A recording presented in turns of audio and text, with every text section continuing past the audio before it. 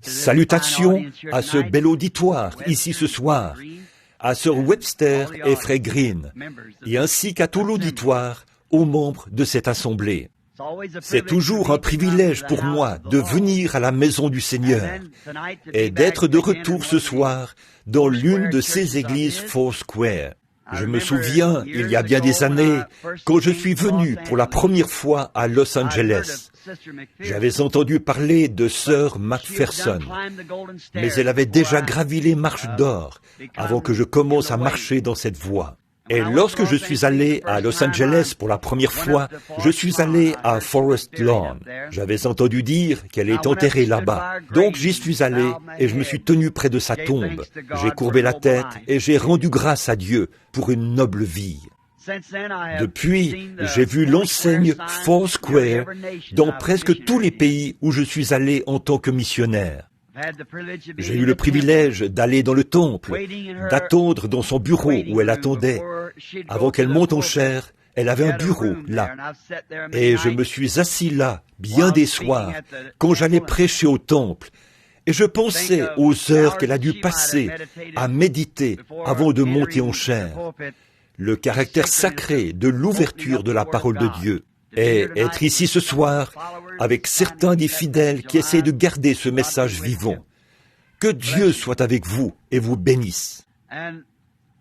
Et puis de retrouver Frère Green, un cher ami précieux, frère et sœur Green. Et quand j'étais là-bas dernièrement et que je l'ai rencontré, je lui ai dit combien j'ai apprécié ce message dans le chant qu'il a chanté l'autre jour, là-bas, chez les hommes d'affaires. Il a appelé son chant « Le nom de Jésus » ou quelque chose comme ça. Ils ne l'ont pas encore enregistré. Je lui ai dit « Permettez-moi d'être le premier client ». C'était un si beau chant. Et j'ai pensé que lorsque j'arriverais, il le chanterait peut-être pour moi ce soir. Et ma femme et mes enfants sont au fond là-bas pour l'écouter. Et je suis sûr qu'ils l'ont apprécié eux aussi. Et sa voix elle nous est très familière chez nous. J'ai beaucoup de ces enregistrements. Quand j'ai beaucoup de peine, j'entre là, j'ai un de ces tourne-disques et je fais jouer tout un tas de ces disques. Je m'assieds là et je les écoute. Je voudrais dire à ma femme, là-bas au fond, que je viens juste d'en avoir d'autres. Je les aime vraiment. Ils sont un havre de paix. Simplement d'entendre ces chants évangéliques, de savoir qu'ils ne sont pas chantés par une voix trop exercée, mais qu'ils viennent du cœur d'un vrai chrétien. Il m'a dit qu'il en restait encore quelques-uns ce soir, là derrière. Je veux que ma femme y jette un coup d'œil pour voir s'il n'y en aurait pas là derrière que nous n'avons pas déjà, et qu'elle s'assure de les prendre. Je crois qu'ils sont là-bas, dans le vestibule. Et ils sont, vous savez, l'essentiel. Ce que je pense au sujet de chanter, j'aime ces chants, j'aime les voix exercées, mais je n'aime pas une voix trop exercée. Alors, vous ne faites que voir combien de temps vous pouvez retenir votre souffle, jusqu'à ce que votre visage devienne bleu. Vous ne dites rien de toute façon. Mais j'aime les bons vieux chants pentecôtistes, où on se laisse simplement aller et on chante. J'aime ça. Et Frère Green a ça, lui et Sœur Green. Aussi, nous savons qu'ils sont accompagnés par ces chorales et tout. Et c'est très bien de savoir que ces choses-là, nous pouvons les avoir. Maintenant, Frère Green et moi, nous sommes rencontrés pour la première fois, je crois, si je me souviens bien, je crois que c'était à Kansas City, quand nous avions l'habitude de tenir les conventions là-bas. Comme j'avais l'habitude de rester, il disait, eh bien, ce n'est pas encore le moment d'entrer, mais j'attendais à l'extérieur, dans ma voiture, et je voulais être sûr d'entendre ces chants, quand lui et la sœur chantaient. Alors, je lui ai dit là-bas, j'ai confiance qu'un de ces jours, quand je passerai de l'autre côté du fleuve, j'aime tellement chanter, et je ne peux tout simplement pas chanter, voilà tout. J'ai toujours voulu chanter, et je n'y arrive tout simplement pas. Et j'avais l'habitude d'essayer de chanter un chant à l'église, une réunion à l'ancienne mode, dans un endroit à l'ancienne mode. Je le chantais tout de travers. Je prenais ma femme par la main, et quand j'arrivais à la maison, je disais, « Chérie, je n'essayerai plus jamais ça. » C'est la vérité. Je ne faisais que j'embrouillais tout le monde. Mais un de ces jours, je vais chanter. Et j'ai toujours pensé que peut-être là-bas, sur la colline, là où le fleuve de la vie coule près du trône, quand cette grande chorale de tous les rachetés, ces merveilleuses voix se trouveront sur le versant de cette colline, en train de chanter. J'espère qu'il y aura de l'autre côté un petit arbre qui offrira de l'ombre. Si vous voulez me voir, allez simplement là. Je serai assis là à les écouter. Puis, un de ces matins, quand vous serez dans votre palais, et que vous sortirez sur le perron de votre palais, très loin quelque part là-bas, tout au fond des bois, il y a une petite cabane construite quelque part. Vous allez sortir sur votre perron et vous allez entendre quelqu'un chanter. Grâce infinie de notre Dieu. Vous direz, oh, frère Branham y est arrivé, car le voilà, il y est finalement arrivé. Je serai capable de chanter à ce moment-là. D'ici là, je n'ai qu'à pousser des cris de joie au Seigneur. Nous sommes heureux, n'est-ce pas? Nous n'avons aucune raison de nous inquiéter, aucune. Nous sommes ancrés en Christ, assis dans les lieux célestes, enlevés maintenant même dans la grâce de l'enlèvement, assis dans sa présence dans les lieux célestes en Jésus-Christ. La mort elle-même ne peut pas nous atteindre. Nous sommes bien ancrés. Rien ne peut nous nuire.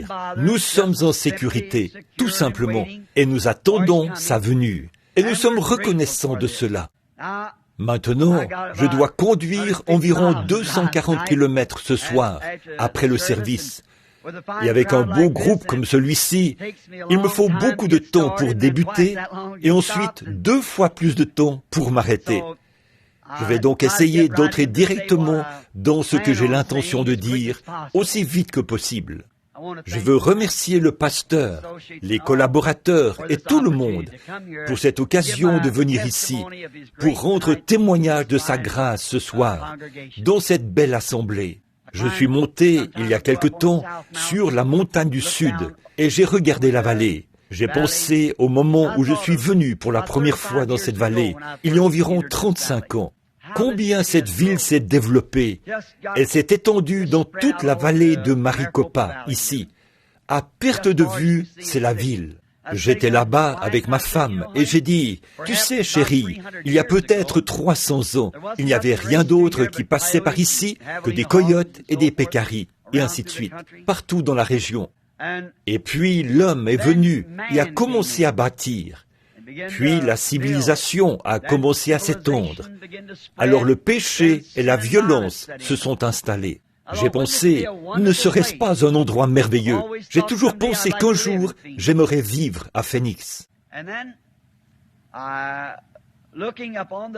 Et alors, en regardant la vallée, j'avais presque envie de pleurer dans mon cœur, en pensant combien ce serait un endroit magnifique s'il n'y avait pas de péché. La façon dont ils ont pris le désert pour en faire un lieu d'habitation. Aujourd'hui, on se promenait en voiture au sommet du mont Camelback. Il y a de belles maisons là-haut. C'est presque comme si vous entriez au paradis.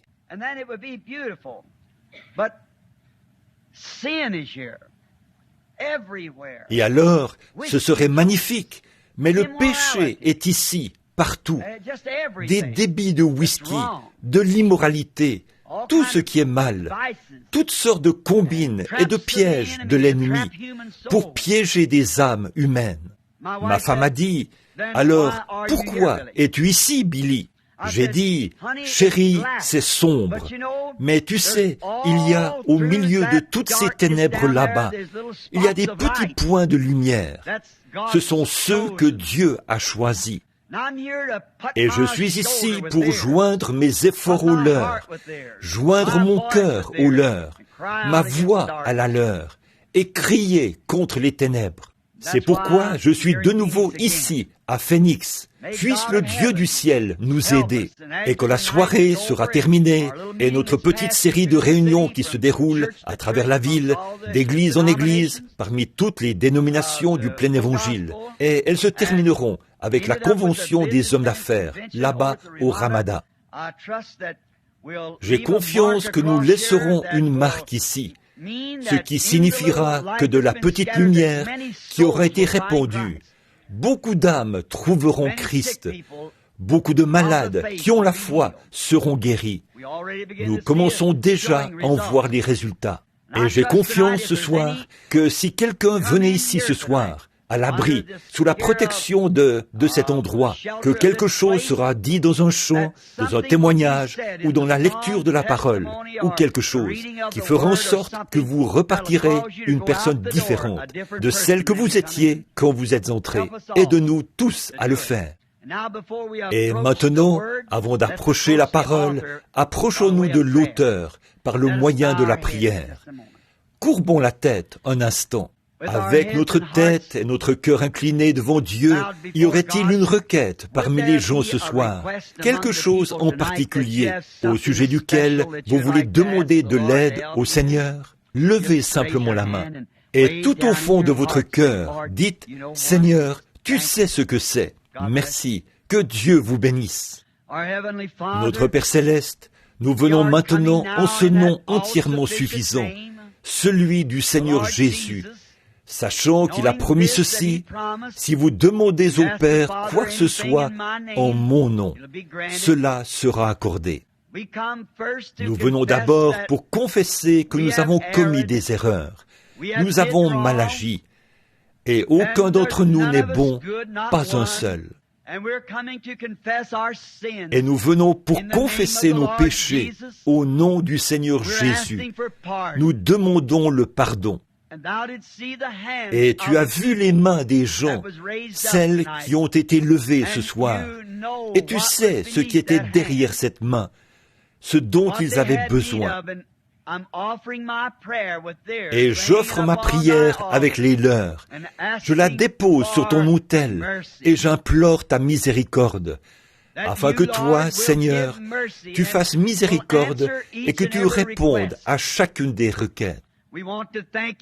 Nous voulons te remercier pour cette Église, pour ses pasteurs et pour tous les laïcs, et tous les diacres et les administrateurs, et tous ceux qui la fréquentent. Bénis-les, Seigneur. Et nous savons que nos réunions et nos rassemblements seraient entièrement en vain si tu n'étais pas là avec nous. Aussi nous prions, Père Céleste, que nous ayons maintenant l'assurance que tu es avec nous. Continue, ô Seigneur, d'être avec nous pendant la soirée. Aide-nous. S'il y a par hasard des gens qui viennent de la rue ou du long des haies et des sentiers du monde, qui ont été dans leur vie indifférents envers toi, puisse ce soir être celui où ils diront à Dieu ce oui entièrement suffisant, et qu'ils s'abandonneront, se donneront entièrement à Jésus-Christ. S'il y a des malades parmi nous, Seigneur, tu es le grand médecin qui n'a jamais perdu un cas. Nous pensons au jour dans lequel nous vivons, alors que la maladie et une obscurité profonde couvrent la terre. Mais nous repensons au moment où tu conduisais ton peuple. Moïse les a fait sortir de l'Égypte et les a conduits au pays promis. Il les a conduits tout au long du voyage pendant 40 ans. Et quand ils sont entrés dans le pays promis, pas un seul d'entre eux n'était faible. Combien de médecins ce soir aimeraient examiner l'ordonnance que Moïse avait, qui a gardé tous ces gens en bonne santé pendant 40 longues années? Et pourtant, tu ne l'as pas caché, tu l'as fait connaître à nous tous, et c'est écrit ici sur les pages. C'est si simple. Je suis l'Éternel qui guérit toutes tes maladies.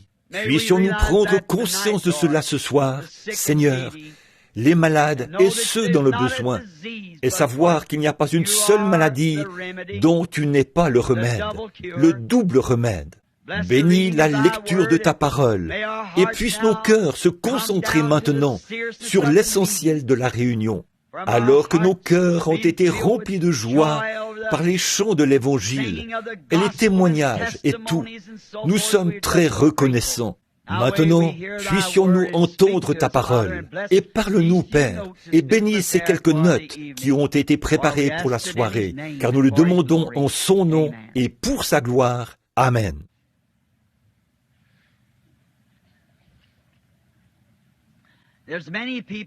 Il y a beaucoup de gens qui viennent à la réunion qui aiment toujours prendre en note ce qu'un ministre a à dire ou ce qu'il lit dans l'Écriture.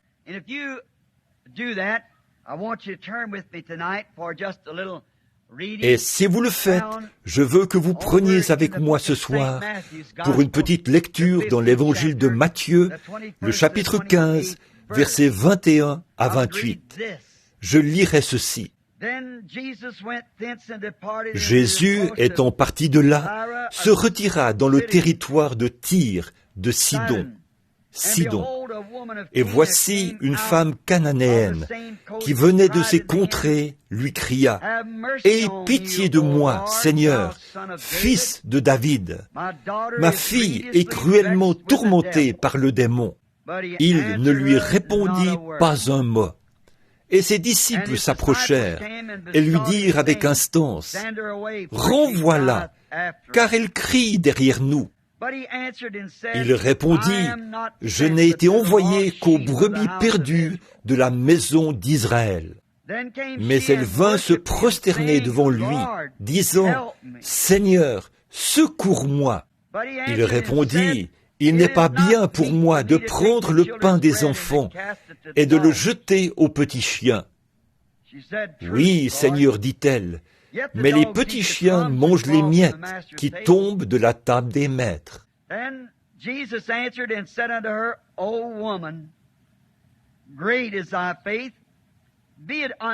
Alors Jésus lui dit, « Femme, ta foi est grande, qu'il te soit fait comme tu veux. » Et alors même, sa fille fut guérie.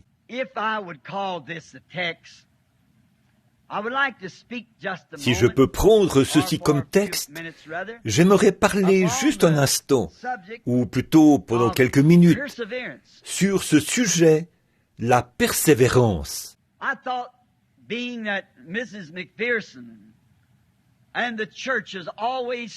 J'ai pensé, étant donné que Madame Macpherson et l'Église ont toujours si vaillamment défendu la guérison divine, et nous ne pouvons pas prêcher le plein évangile sans prêcher la guérison divine, parce qu'elle fait partie de l'évangile.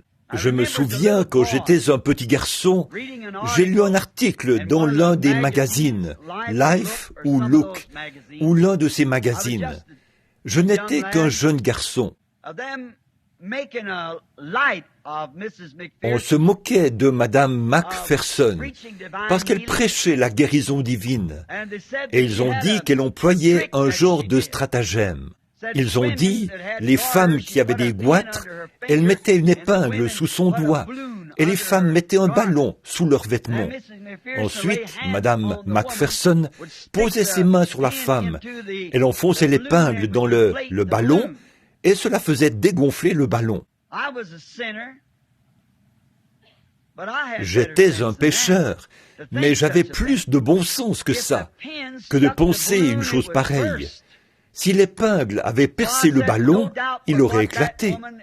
Alors j'ai dit, il n'y a aucun doute que cette femme subit des persécutions.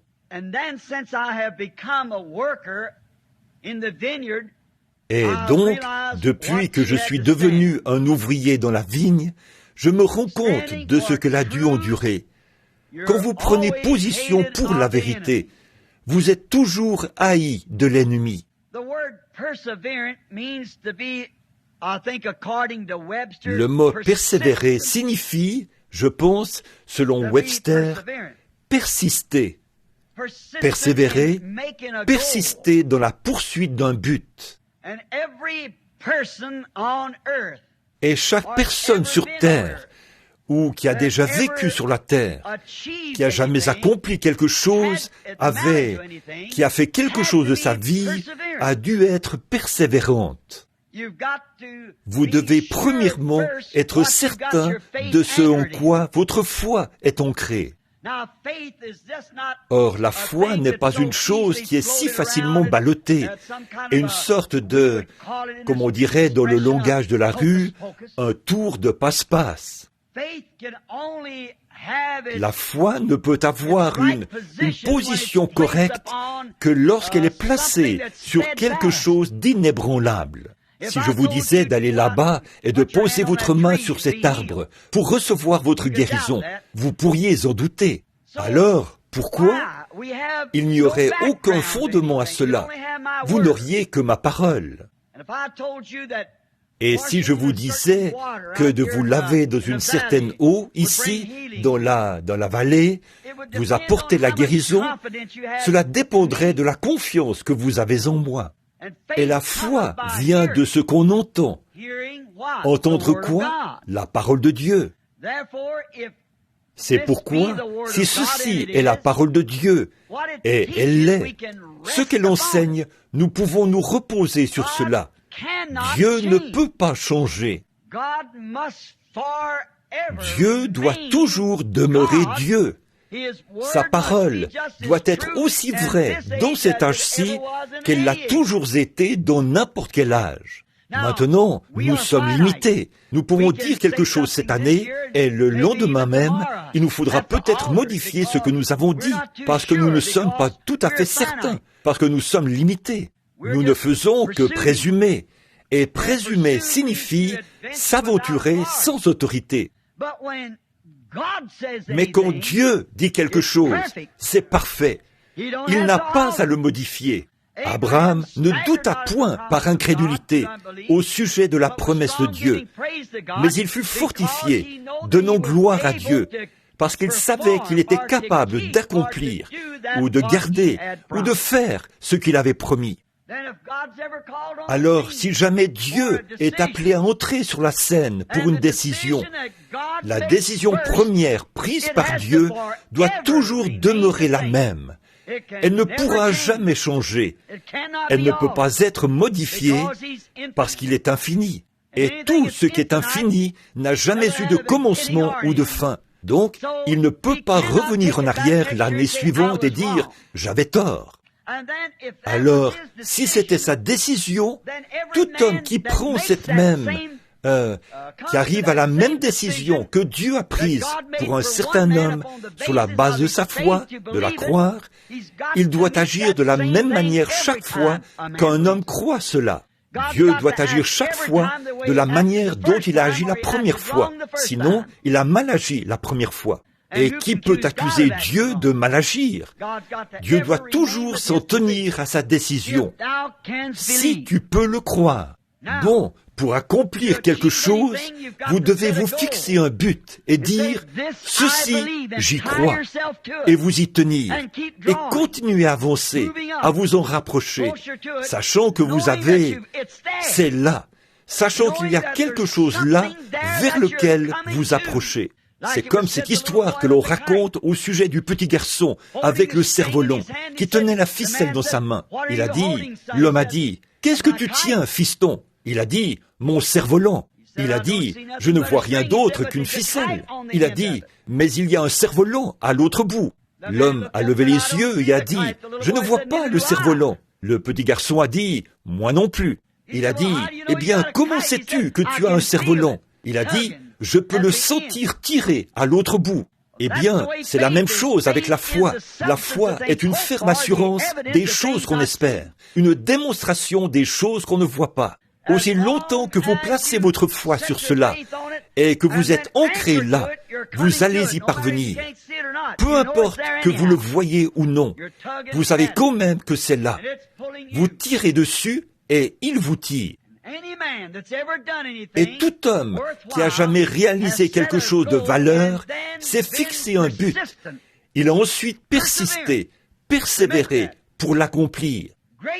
De grands hommes, George Washington, qui est appelé le père de notre nation, lorsqu'il est arrivé à Valley Forge, après avoir passé toute la nuit en prière, si bien qu'il était trempé, couvert de neige jusqu'au-dessus des hanches, à genoux dans la neige. Le lendemain matin, il a traversé le Delaware, qui était tout en glace. Pourquoi? Il a persévéré. Il avait la réponse. Rien n'allait lui faire obstacle. Bien que 3 ou 4 balles de mousquet aient traversé son manteau, il n'a subi aucune blessure. Il a essayé, il voulait accomplir quelque chose, et il avait prié jusqu'à exaucement pour cela, et il a persévéré. Rien ne lui a fait obstacle.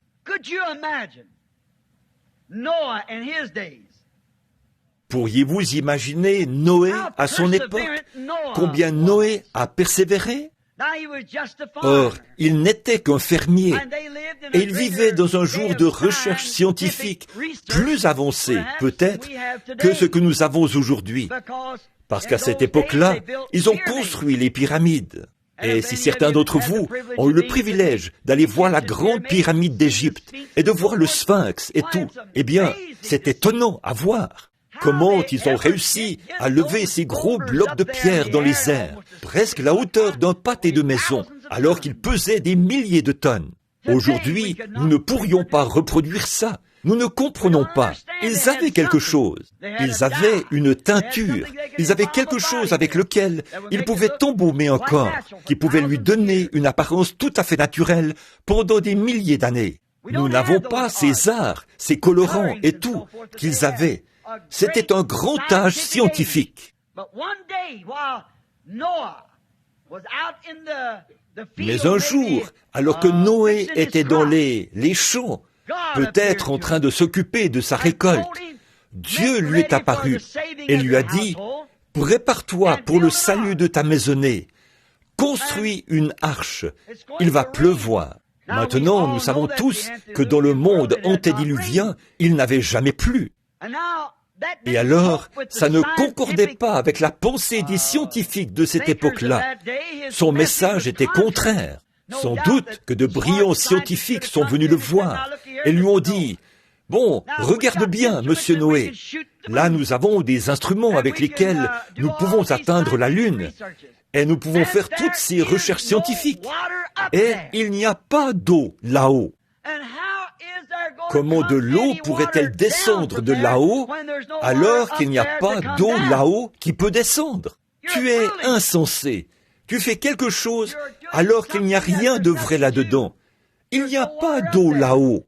Mais Noé pouvait dire, Dieu a dit qu'il pleuvrait, et ça règle la question. Dieu l'a dit. Pendant 120 ans, il a persisté malgré le monde scientifique de son époque. Il proclamait toujours que son message était vrai, parce qu'il venait de Dieu. Il avait un but à atteindre. Il avait un message sur lequel il devait veiller. Il a persisté dans cette tâche. Peu importe ce que le reste du monde disait, Noé l'avait entendu de la part de Dieu. C'est tout ce qui comptait pour lui. Il avait entendu la voix. Il était sûr que c'était Dieu. Et il préparait quelque chose qui semblait très ridicule aux yeux du monde. Malgré tout, Noé savait que Dieu tiendrait sa parole. Cela ne devrait-il pas être une leçon pour nous, aujourd'hui, en cette heure? Comme Jésus l'a dit, ce qui arriva du temps de Noé arrivera de même à la venue du Fils de l'homme. Un message qui est ridicule aux yeux du monde. Ils ne le comprennent pas. Pourtant, ceux qui sont entrés en contact avec le Saint-Esprit savent qu'il va revenir. Je peux voir les gens qui avaient pitié du pauvre vieux Noé, parce qu'il se privait de beaucoup de plaisirs, des choses du monde et des choses qui se passaient. Mais Noé, toujours persistant, a tenu ferme.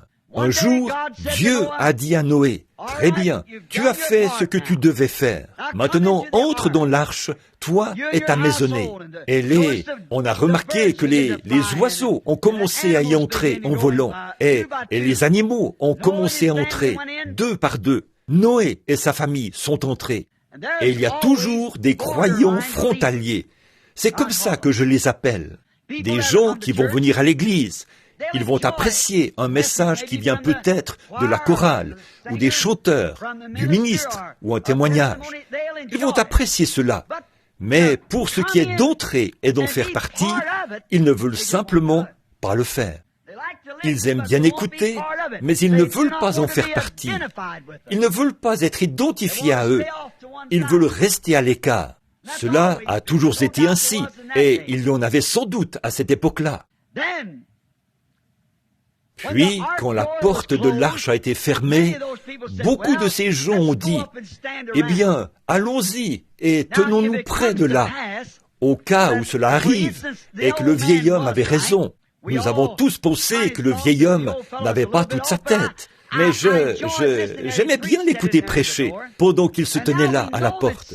Maintenant, nous savons que quelque chose a fermé cette porte. Or, c'est un brave homme, et si jamais cela se produisait, que de l'eau descend de là-haut, eh bien, il nous laisserait entrer. Vous voyez, vous ne voulez pas avoir confiance. Il ne faut pas épuiser la bonté de Dieu. Il faut être certain d'entrer pendant qu'on en a l'occasion. Et voilà le premier jour. Regardez comment Dieu met son peuple à l'épreuve parfois. J'imagine que le premier jour, Noé a dit à sa famille, « Très bien, maintenant nous allons monter à l'étage. Bon, demain matin, les cieux seront sombres. Ils n'ont jamais été sombres auparavant. Nous n'avons jamais vu ça. La pluie va tomber. Les éclairs vont sillonner les cieux. Et le lendemain matin, voilà le soleil qui se lève. Aucun signe. Toute la journée, Noé et sa famille ont observé. Eh bien, les choses se sont déroulées exactement comme avant. J'imagine que les croyants frontaliers ont dit « Ah, le vieil homme avait tort !» Ils sont retournés en ville. Ils mangeaient, buvaient et se réjouissaient. J'imagine sa famille. Combien cet homme a dû être sous tension. Mais il n'a pas abandonné. Il n'a pas commencé à frapper sur la porte en disant « Vous, à l'extérieur, forcez la porte. J'avais tort. » Pourquoi ? Il savait qu'il avait la vérité et il s'y est tenu. S'il n'a pas plu aujourd'hui, il va pleuvoir demain. C'est ça. Très bien. Puis voilà le deuxième jour. Et nous remarquons que le soleil s'est levé. Il a suivi son cours, tout comme il le fait chaque jour. Aucun signe de pluie. Malgré tout, il a persisté. Pendant 7 jours, Noé était assis là.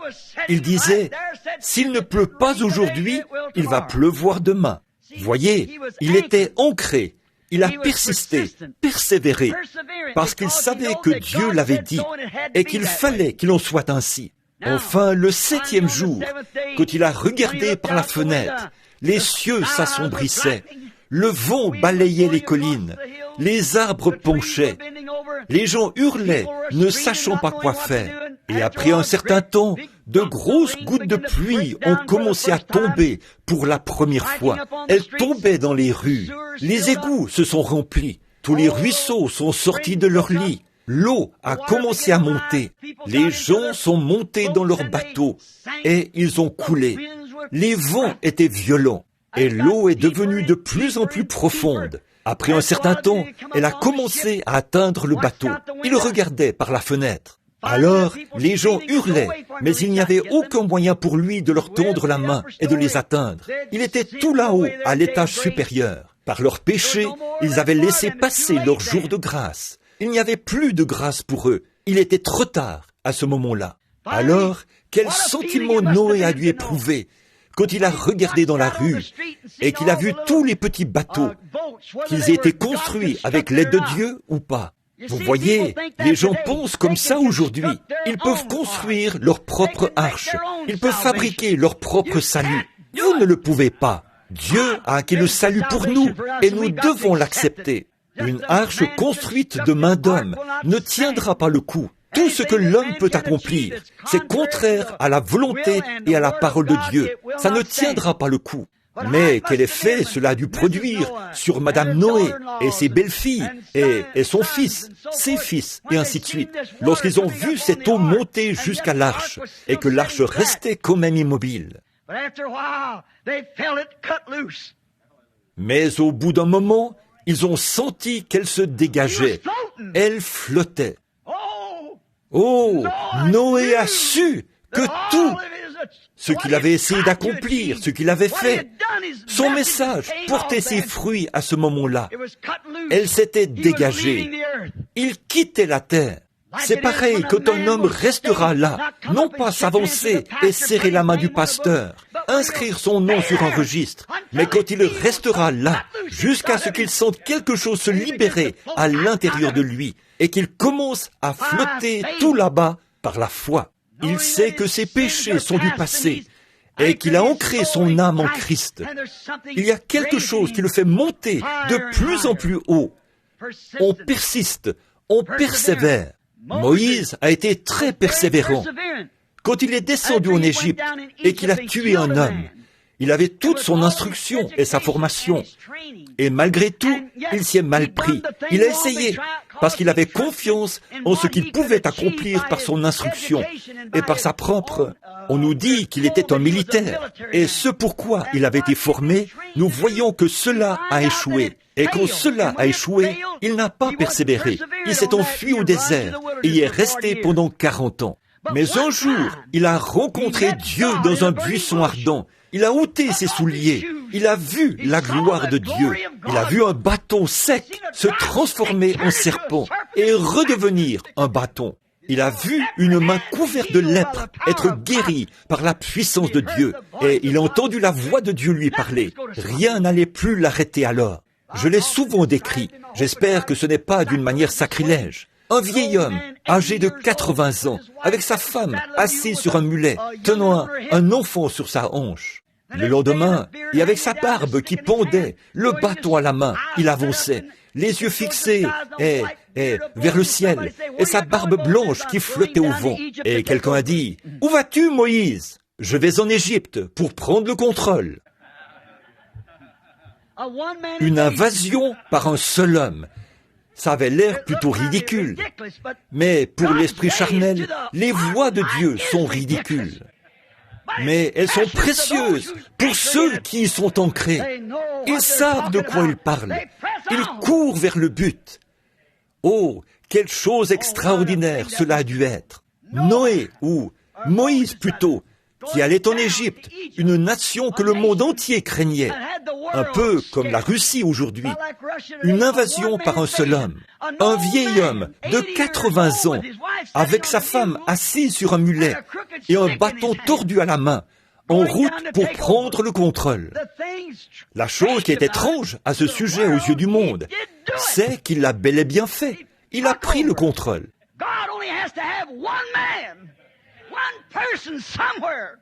Dieu n'a besoin que d'un seul homme, d'une seule personne, quelque part, qui soit attaché à lui, quelqu'un qui sait où il se tient et qui persévère. Alors les persécutions, les différends ne le dérangent pas du tout. Il y allait pour prendre le contrôle et il l'a fait. Cela a semblé très ridicule, alors qu'un homme qui mesurait environ 4 mètres ou plus s'est présenté là. Je crois que ses doigts mesuraient 35 cm. Il tenait une lance à la main, semblable à une aiguille de tisserand, dont la longueur était probablement égale à la moitié d'ici jusqu'à la porte là-bas. Il se tenait là et défiait Israël. Puis Saül, de l'autre côté, dépassait d'une tête toute son armée. Un homme formé. Ils étaient tous bien formés, mais dupés. C'est vrai. Et le diable voulait leur faire une proposition. C'est comme ça que fait le diable, quand il pense qu'il a l'avantage. Viens par ici, ne versons pas de sang, seulement 2 d'entre nous. Si je bats votre homme, alors vous allez nous servir. S'il me tue, alors il n'y en aura qu'un seul d'entre nous qui mourra, au lieu de nos armées. Quelle proposition il peut faire? Tout le monde était mort de peur. Et ça semblait ridicule de voir un petit garçon aux épaules arrondies s'avancer là-bas, enveloppé d'une petite peau de mouton, une fronde attachée à la ceinture, avec quelques gâteaux de raisin dans la main pour aller voir ses frères. Et ce démon s'est vanté une fois devant un homme de Dieu, et ce dernier l'a forcé à dévoiler son jeu. Pourquoi? Il savait qui était Dieu. Il a dit, vous n'allez pas me dire que les armées du Dieu vivant vont laisser ce Philistin incirconcis défier les armées du Dieu vivant. Moi, j'irai le combattre. Oh là là! Pourquoi? Il a persisté. Ses frères lui ont dit, « Ah, nous savons que tu n'es qu'un polisson. Retourne à la maison, là-bas, t'occuper des brebis que papa t'a dit de garder. Tu es venu ici juste pour voir la bataille. » Vous ne pouvez pas être plus éloquent qu'un homme de Dieu quand quelque chose lui est effectivement arrivé. Alors, il est allé voir Saül. Saül, j'imagine qu'il s'est gratté la tête et a baissé les yeux. Il a dit, « J'admire ton courage, fiston, mais cet homme est un guerrier. Cet homme est un guerrier depuis son enfance. Et tu n'es qu'un enfant. Tu ne sais pas comment manier une fronde ou une lance, ou comment te battre en duel. Oh, mais regardez-le présenter quelque chose.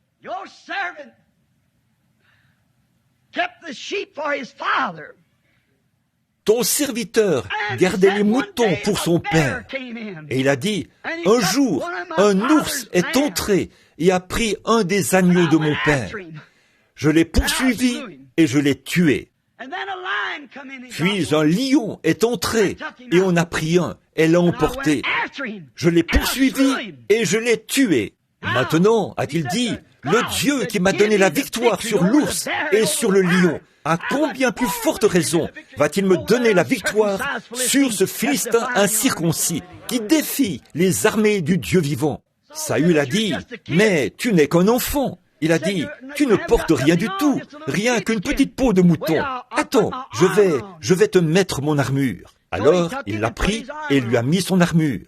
Pouvez-vous imaginer ça? La Bible dit qu'il avait le teint rosé, et cet homme tout petit, qui pesait peut-être 50 kilos, s'est revêtu de cette grande armure d'un homme qui pesait environ 115 kilos, qui mesurait environ 2 mètres. Il était écrasé sous le poids. Pouvez-vous imaginer ça? David a regardé autour de lui. Les épaulettes dépassaient d'à peu près ça, et ça ressemblait à une jupe sur lui. Son plastron qui pendait comme ça.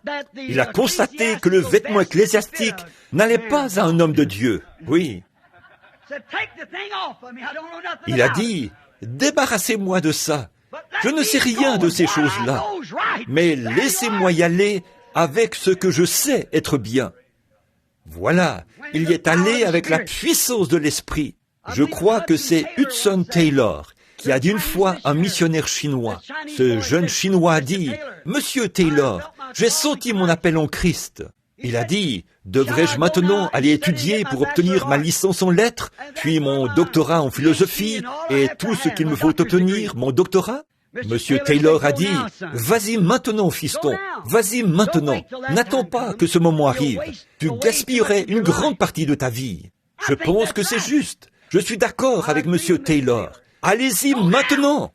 Là, je n'essaie pas de soutenir mon ignorance, en essayant de dire que nous n'avons pas besoin d'instruction. Cela a peut-être sa place, mais l'instruction sans salut n'a pas d'encre. Il n'y a que des voiles et pas d'encre. Allez-y quand la chandelle est allumée. N'attendez pas qu'elle soit à moitié consumée. Allez-y quand vous l'allumez. Si la seule chose que vous sachiez, c'est comment elle a été allumée, dites aux autres comment elle a été allumée. Et peut-être que la leur s'allumera aussi, voyez? Alors, dès que la chandelle est allumée, allez dire à tout le monde comment votre chandelle a été allumée. Et peut-être qu'ils allumeront leur chandelle sur la vôtre, voyez? Remarquez, certainement, David a persisté parce qu'il savait. Samson s'est retrouvé un jour dans un champ, entouré de 1000 Philistins. Et il a regardé tout autour de... Il n'était pas un homme formé, qui savait comment se battre en duel. Mais quand il a tourné la tête, il a senti cette alliance. Ses tresses ont touché ses épaules. C'est tout ce qu'il avait besoin de sentir. Il a pris la première chose qui lui est tombée sous la main. C'était une mâchoire de mulet. Et il a abattu 1000 Philistins.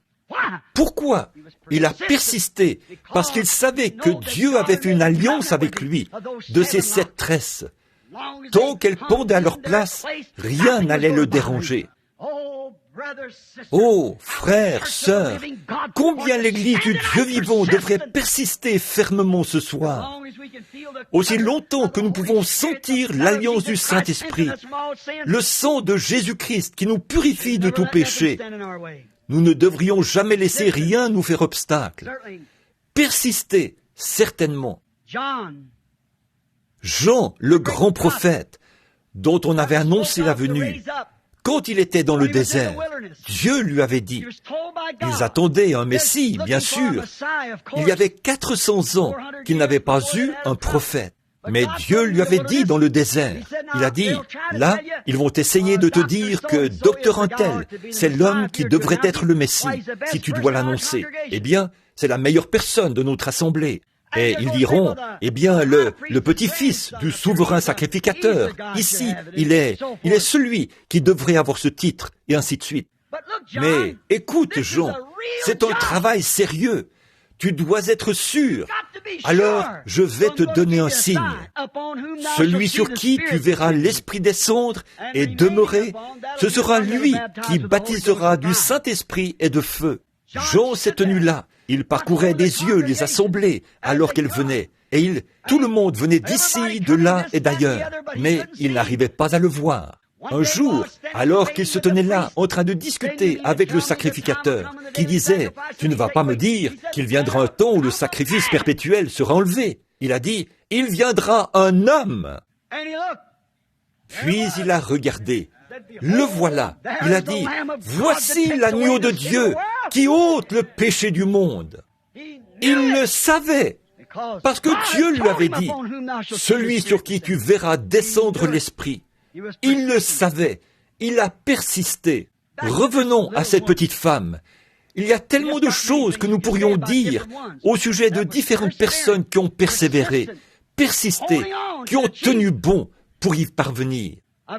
J'ai un petit slogan que je dis pas mal souvent. Il serait peut-être bon pour vous de le noter. Un gagnant ne lâche jamais, et un lâcheur ne gagne jamais. Réfléchissez à ça. Un gagnant ne lâche jamais, et un lâcheur ne peut jamais gagner. Vous devez tenir ferme, et avant même de commencer, soyez absolument certain que vous êtes dans le vrai. Puis, persistez, ne laissez rien vous ébranler, continuez. J'ai eu pas mal d'expériences de ce genre, et vous le savez. Je sais une chose, quand vous êtes absolument certain que vous êtes dans la volonté de Dieu, quand vous êtes absolument certain que vous êtes centré sur le calvaire, rien ne va vous ébranler. Vous y êtes. Cette petite femme, elle était grecque, une syrophénicienne, et elle avait entendu parler de la renommée de Jésus. Or, comment la foi vient-elle? De ce qu'on entend, la parole. Elle avait entendu parler de lui.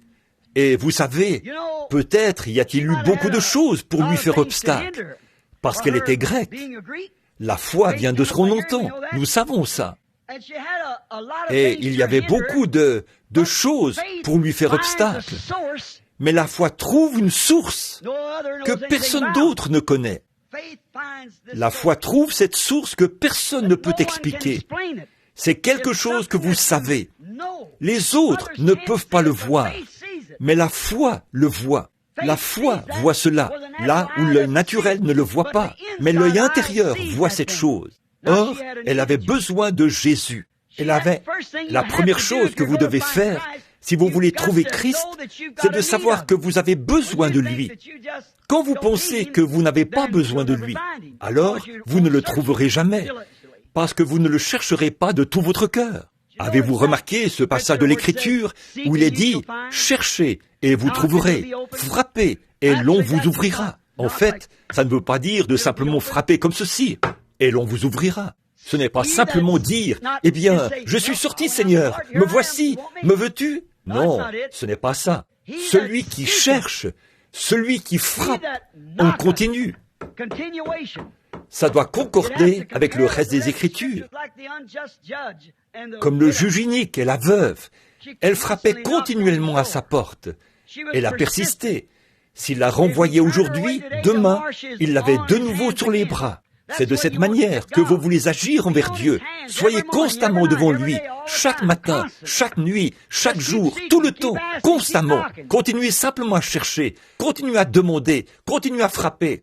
Ne frappez pas juste pendant un petit moment, et ensuite vous fatiguez, et vous en allez. Restez simplement là. Seigneur, je suis ici, et pas question que je parte. Tu m'as sur les bras maintenant. Je ne bougerai pas d'ici. Est-ce que tu es fatigué de m'entendre? Moi, je passe des moments merveilleux à frapper, parce que je sais que tu viens. Amen. C'est là qu'il va se passer quelque chose. Il doit vous enlever de sur ses bras. Vous voyez, donc il vient pour vous répondre. Bon, la foi trouve cela.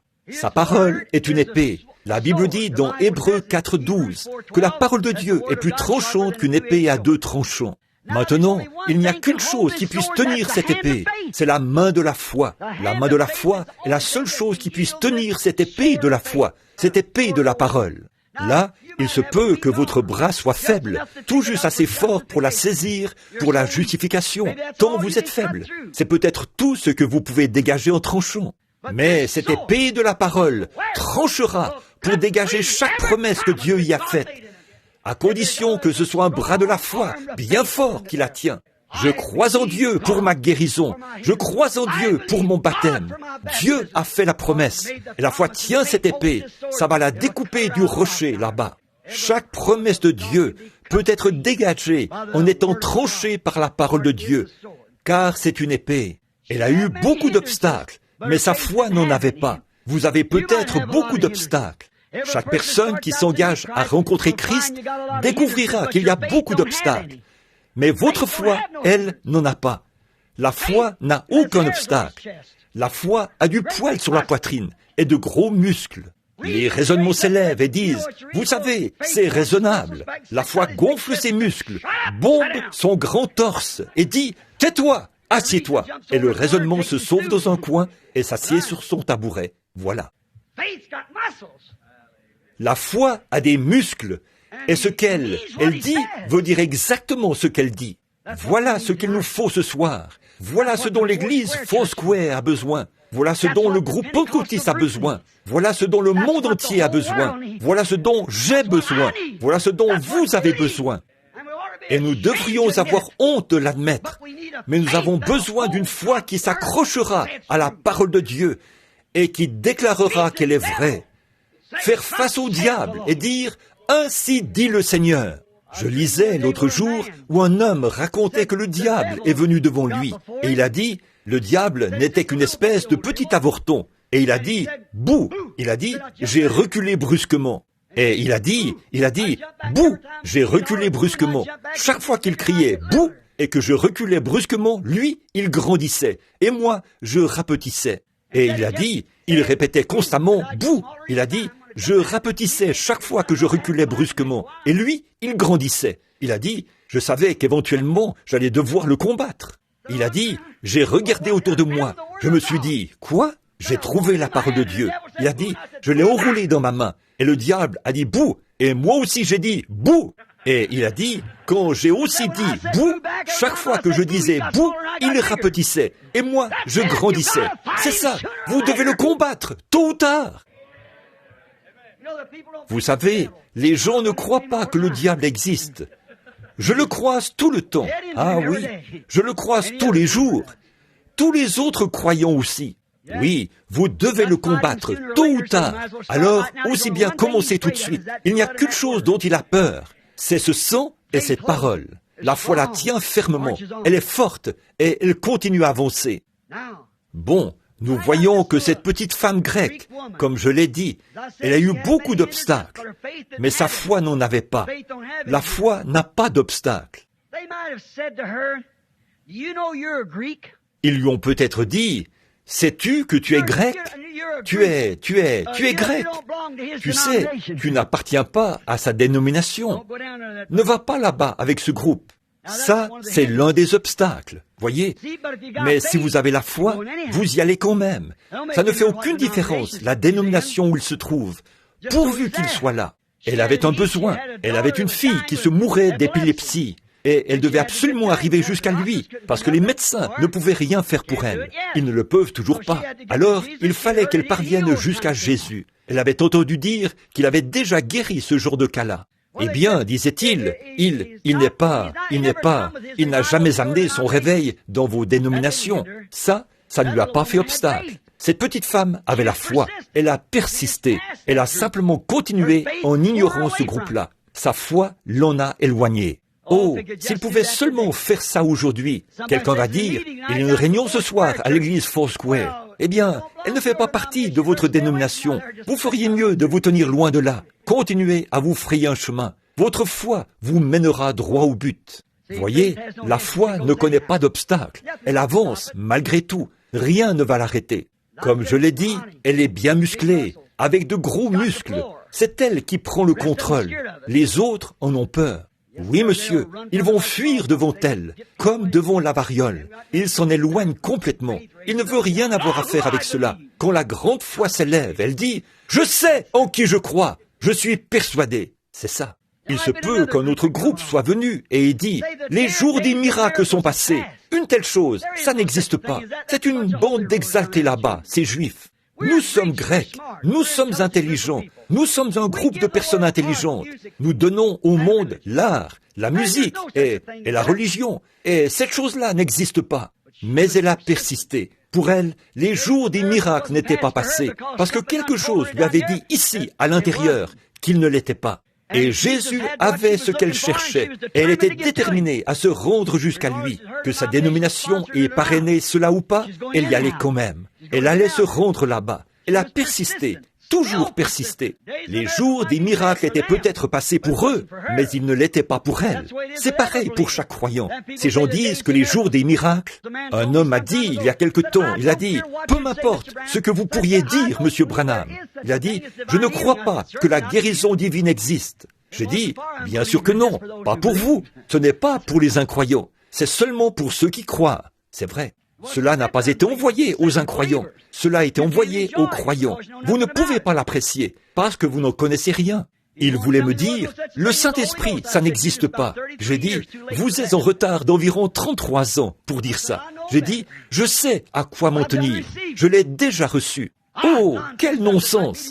J'ai dit, ça l'est peut-être pour vous, mais pas pour moi. C'est réel pour moi. C'est la vie. Quelque chose s'est ancré. Il est venu trop tard pour me dire ça. Ils viennent trop tard pour nous dire ça au sujet de la guérison divine. Nous avons déjà été guéris. Nous avons déjà été remplis du Saint-Esprit. Nous avons déjà reçu la grâce pour l'enlèvement. Amen. C'est trop tard pour toutes ces choses. Il ferait aussi bien de se taire. Nous l'avons déjà reçu. Notre foi peut dire, assieds-toi, je sais de quoi je parle. Eh bien, les docteurs, peu m'importe ce que dit le docteur un tel, la Bible dit, et j'ai foi dans ce livre que je tiens dans ma main, et ma foi la tient là. Jésus vient. Je crois que j'ai reçu le Saint-Esprit, parce que je le vois qui vit dans ma vie. Amen. C'est selon la parole. Rien, une révélation manifestée, une confirmation parfaite que la Bible est vraie, et que Jésus-Christ est le même hier, aujourd'hui et éternellement. Laissez-les s'en moquer. Ils peuvent s'en moquer tant qu'ils veulent. Nous persisterons simplement tout autant qu'ils l'ont fait. Noé l'a fait. Moïse l'a fait. Quand tous les autres imitateurs se sont élevés. Jeannès et Jean Bresse ont jeté leurs bâtons sur le sol, et les bâtons se sont transformés en serpents. Il y avait là ces hommes, aussi honorables qu'ils pouvaient l'être, qui avaient fait exactement ce que Dieu leur avait dit de faire. Et voilà que s'élève un tas d'imitations. Ils ont jeté leurs bâtons sur le sol. La seule chose qu'ils pouvaient faire, c'était de rester tranquilles et voir la gloire de Dieu. Amen. Dieu la défendra. S'il vous envoyait, que vous en êtes sûr, vous allez accomplir le travail que Dieu a prédestiné que vous fassiez. Vous allez vous tenir là, et Dieu éloignera tous les imitateurs charnels de vous. C'est exact. Tenez-vous là. Vous pouvez persister, parce que vous savez en qui vous avez cru, et ce qui est juste. Examinez votre révélation par la parole. Si c'est contraire à la parole, laissez ça de côté. Si c'est conforme à la parole, alors Dieu est tenu, obligé de tenir sa parole. Bon, eh bien, il y avait peut-être un groupe de dames qui se tenaient là, au coin de la rue, vous savez, et elles ont dit, la voilà qui vient. Maintenant, elle a cet enfant là-bas qui souffre d'épilepsie. Et le docteur Untel a dit qu'il n'y a pas de remède contre l'épilepsie. Et la voici qui s'en va vers cette dénomination non connue là-bas, pour que ce prophète fanatique vienne ici et guérisse cet enfant. Alors elles ont dit, nous devrions arrêter Suzy. J'espère qu'il n'y a pas de Suzy ici. Mais nous devrions arrêter Suzy et lui dire, parce qu'elle était une femme bien, sa vie est son reproche. Mais nous devons l'arrêter, et c'est la seule chose que je peux faire. Elle a déjà ignoré tous les autres, mais cet obstacle-ci, elle ne pourra pas l'ignorer. Sais-tu quoi, Suzy? Ton mari va te quitter, parce qu'il est un administrateur ou un diacre au sein du conseil. Et il va te quitter, c'est sûr et certain, si tu vas là-bas. Elle a persisté de plus belle. Elle a continué à avancer. Voyez, la foi ne connaît aucun obstacle. La foi doit y arriver. Puis, elle a croisé un autre groupe qui a dit, « Sais-tu quoi? Quand tu reviendras dans la défaite et que tu auras découvert qu'il n'y a rien de vrai là-dedans, tout le monde dans le voisinage se moquera de toi. » Cela ne l'a même pas fait rougir de honte. Elle a persisté. Elle a continué à avancer. J'aime ça. J'aime cette persévérance. Puis, voici un des diacres se tenait là, et il a dit, « Si tu vas là-bas, tu sais ce qu'ils vont faire? Ils vont te mettre à la porte de l'église, parce que tu t'es associé à ces exaltés ou à ces gens-là. » Et il a dit, « Tu sais, excusez-moi, je n'aurais peut-être pas dû dire ça. Voyez, tu t'associes avec eux, tu seras mise à la porte de ton église. » Elle a persisté de plus belle. La foi ne connaît pas la défaite. Elle n'avait qu'une chose à accomplir, et c'était de parvenir jusqu'à Jésus. Elle avait un besoin, et lui, il était le seul qui pouvait pourvoir à ce besoin. Je dis ceci ce soir, frères et sœurs. J'ai 53 ans. Je le sers depuis l'âge d'environ 20 ans. Il a pourvu à tous mes besoins. Et quand viendra l'heure de ma mort, je suis sûr que ce dont j'aurai besoin à ce moment-là, 2 ailes pour franchir le fleuve, il sera là. Ne vous inquiétez pas. Je sais qu'il sera là. Je remettrai simplement la vieille épée dans le fourreau. J'enlèverai le casque et le déposerai sur le fleuve, sur la rive, quand j'entendrai les rameurs. Et je vais crier, « Envoyez le bateau de sauvetage! Je rentre à la maison ce matin! » Ce sera là, oui monsieur. L'étoile du matin descendra et éclairera le chemin. Et nous traverserons le fleuve. Oui monsieur. Amen. Elle a persisté. Elle avait quelque chose à accomplir. Elle savait qu'elle devait persévérer pour parvenir jusqu'à Jésus. Alors, elle devait tout ignorer. Finalement, elle est arrivée. Bon, enfin, elle est arrivée. Tout va bien maintenant. Et là, voici qu'arrive un autre obstacle. L'homme même en qui elle professait avoir confiance. L'homme qu'elle essayait d'atteindre, Jésus. Il a dit, « Je ne suis pas envoyé à votre race. » Oh là là, est-ce que cela ne nous ferait pas exploser, nous les pentecôtistes? Oh là là, je ne suis pas envoyé à votre race.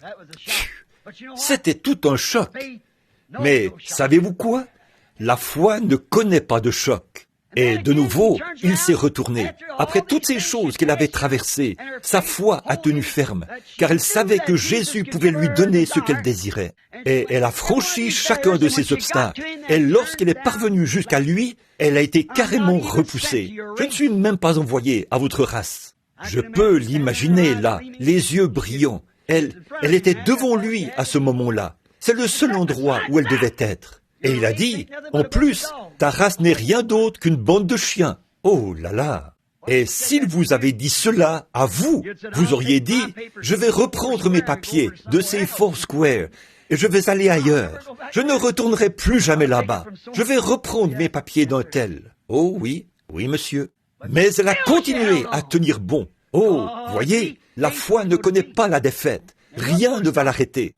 Même si Jésus lui a dit, celui-là même qu'elle est venue voir a dit, « Je ne suis pas envoyé à votre race. Ils ne sont rien d'autre qu'une bande de chiens. » Mais qu'est-ce qu'il y a? Elle détenait une foi réelle. La foi ne connaît pas la défaite. Peu m'importe d'où ça vient. Elle ne connaît pas la défaite parce qu'elle avait la foi. Malgré tout, elle a tenu bon. Oh, j'aime ça. Elle n'était pas une plante de serre chaude, une hybride, comme certaines aujourd'hui. Ces religions hybrides que nous avons aujourd'hui, vous savez, elles ne sont bonnes à rien. Tout est hybride maintenant, hybride. Ils ont même des églises hybrides, des chrétiens hybrides, qu'on fait entrer par une poignée de main. Oh, ils peuvent mieux s'habiller. Peut-être qu'ils utilisent un meilleur anglais et tout, comme ça. Il n'y a pas de vie là-dedans. Prenez un beau gros épi de maïs hybride. Il est peut-être 2 fois plus beau que l'autre. Plantez-le, il mourra. Il n'y a pas de vie là-dedans. C'est vrai. Nous ne voulons rien d'hybride. Nous voulons la chose authentique. Si vous ne l'avez pas, restez là jusqu'à ce qu'elle vienne. Pourquoi accepter un substitut alors que les cieux pentecôtistes sont remplis du vrai? Voyez? Rien d'hybride. Ça ne tiendra pas. Une plante hybride, il faut toujours la vaporiser pour en éloigner les insectes. C'est pareil avec certains de ces chrétiens hybrides. Vous devez les dorloter et les flatter et leur promettre qu'ils seront diacres ou quelque chose d'autre pour en éloigner les insectes de la mondanité, de l'incrédulité. Sinon, ils vont quitter l'Église. Mettez-les dehors de toute façon. C'est vrai, ils n'en ont jamais fait partie. Vous ne pouvez pas adhérer à une église. Vous pourriez adhérer à un club. Vous pourriez adhérer au club méthodiste, au club baptiste ou au club pentecôtiste. Mais si jamais vous venez à Christ, vous entrerez dans l'église par une naissance. C'est vrai, le corps mystique de Christ. Les autres sont des clubs. C'est vrai, c'est très bien, je n'ai rien contre eux, mais vous êtes entrés par une naissance dans l'église du Dieu vivant, par l'Esprit de Dieu. Vous ne pouvez pas y adhérer du tout. Et quand vous êtes né là-dedans, vous avez eu une naissance. Vous n'êtes plus un hybride, quelqu'un qui adhère par une poignée de main ou un autostoppeur. Oui, vous savez, un autostoppeur utilise toujours son pouce. C'est comme ça. Eh bien, je sais, mais le docteur Untel... Non, voilà, exactement. Elle a persisté. Elle n'était pas hybride. Vous n'aviez pas à la vaporiser de parfum pour que tout aille bien pour elle. Elle s'est tenue là. Une partie de notre récolte aujourd'hui, une trop grande partie, est hybride. C'est comme ce que David Duplessis, je crois, a dit un jour. Dieu n'a pas de petits-enfants. Le problème avec notre mouvement pentecôtiste, c'est que nous obtenons des petits-enfants pentecôtistes. Ils entrent parce que nos pères et nos mères étaient pentecôtistes. Nous les inscrivons sur le registre dès leur naissance. Et ils grandissent sans avoir une expérience. Et là, ils disent qu'ils sont pentecôtistes, eux aussi. Non, monsieur. Dieu n'a pas de petits-enfants. Il n'est pas un grand-papa. Il est un père. C'est vrai. Si jamais vous allez au ciel, vous allez payer le prix, comme votre mère l'a fait et votre père l'a fait. Amen. Ça peut paraître tranchant, mais c'est la vérité.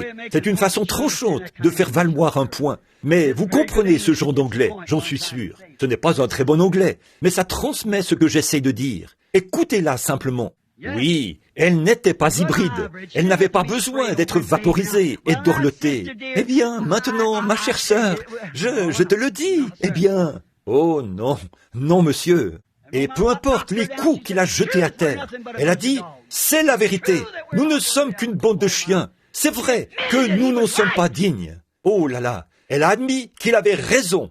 Je m'apprête à vous donner une grosse bouchée à avaler. Préparez-vous. Chaque fois, la foi authentique admettra que la parole est vraie. Et chaque fois que quelque chose dit que les jours des miracles sont passés, ou quelque chose de contraire à la Bible, ce n'est pas la foi authentique. La foi va toujours admettre la vérité. Vous devez vous en tenir à la parole. Peu importe ce qui est dit ailleurs, ce que n'importe qui peut en dire. C'est la parole qui a raison. Que toute parole d'homme soit reconnue pour mensonge et que la mienne soit reconnue pour vraie. Quiconque ajoutera ou retranchera, sa part sera retranchée du livre de vie. Dieu va juger le monde par une église? Laquelle? Catholique? 660 et quelques dénominations différentes. Comment est-ce qu'il va faire ça? Dieu va juger le monde par Jésus-Christ. Et Christ, au commencement, était la parole. Et la parole était avec Dieu. Et la parole était Dieu. Et la parole a été faite chair. Et elle a habité parmi nous. Dieu et la parole, c'est la même chose. Ceci, c'est Dieu sur papier. Vous avez reçu le Saint-Esprit? Plantez cette semence là-dedans. Cela l'amène à la vie, produit cette vie, la manifeste et la confirme. Jésus a dit dans Jean 12, « Celui qui croit en moi », Jean 14, 12 plutôt, « les œuvres que je fais, il les fera aussi. » Alors elle reconnaît toujours la vérité. Oh là là. Mais vous savez, elle a dit, « C'est vrai, nous ne sommes rien d'autre qu'une bande de chiens. Et nous ne sommes pas. Tu n'as vraiment pas été envoyé vers nous. Mais Seigneur, je ne cherche pas à avoir tout le pain des enfants. Je ne cherche seulement que des miettes. » Oh là là.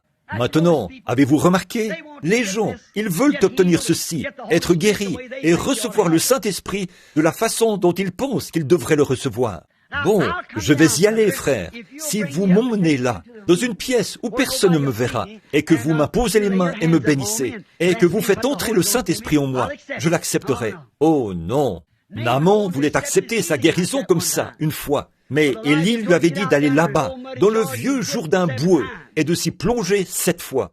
Je peux le voir descendre de son char. Oh, un grand homme, se pincer le nez. Le voilà qui arrive dans l'eau, sur la pointe des pieds, comme un chat dans la mélasse. Vous savez, il arrive comme ceci, vous savez, il avance comme ça, et il entre dans l'eau. Il a dit, « Oh, je déteste faire ça !» en s'accroupissant maladroitement. Certaines personnes viennent à l'hôtel comme si c'était dégoûtant pour elles de le faire. Oui, « Oh, je ne veux pas faire ça !» Alors, il s'est plongé une fois, puis, j'ai encore la lèpre. Le prophète a dit 7 fois. C'est vrai, jusqu'à ce qu'il obéisse à la parole, entièrement, jusqu'à ce que vous y obéissiez, entièrement. Il y avait un brave homme qui se tenait là, sur la rive, qui a dit, le prophète a dit 7 fois, Père. Tu vois? Continue à t'y plonger. C'est ça. Si vous ne le recevez pas le premier soir, vous n'avez qu'à vous y plonger de nouveau le lendemain soir. Continuez jusqu'à ce que vous le receviez. Or, souvenez-vous, cette petite femme était comme Rahab, la prostituée. Elle n'avait jamais vu de miracle. Elle avait seulement entendu parler d'un miracle. Que va-t-elle nous faire au jour du jugement?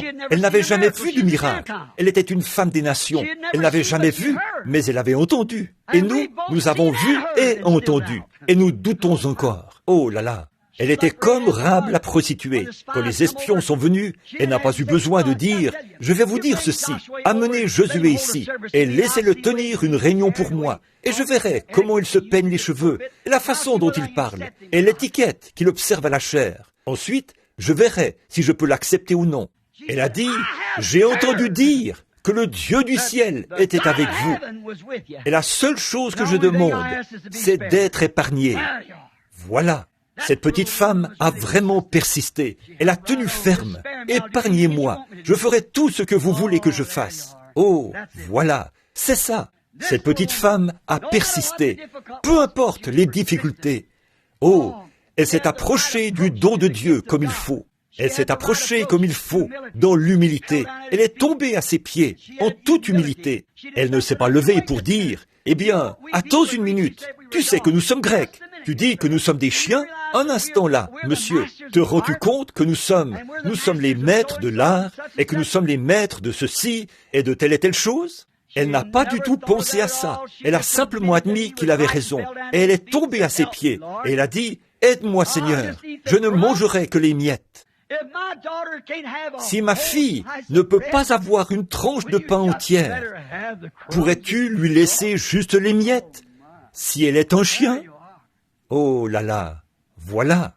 Pourrions-nous seulement nous satisfaire des miettes? Si le Saint-Esprit révélait à quelqu'un ce soir, vous êtes guéri? Seriez-vous prêt à vous contenter des miettes? Ou voudriez-vous que Dieu s'avance et qu'il vous fasse lever et vous donne une sorte de sensation? S'il ne faisait que dire dans votre cœur, « Ma maladie est terminée, tu ne l'as plus. Je crois qu'à partir de ce soir, je serai guéri. » Accepteriez-vous les miettes?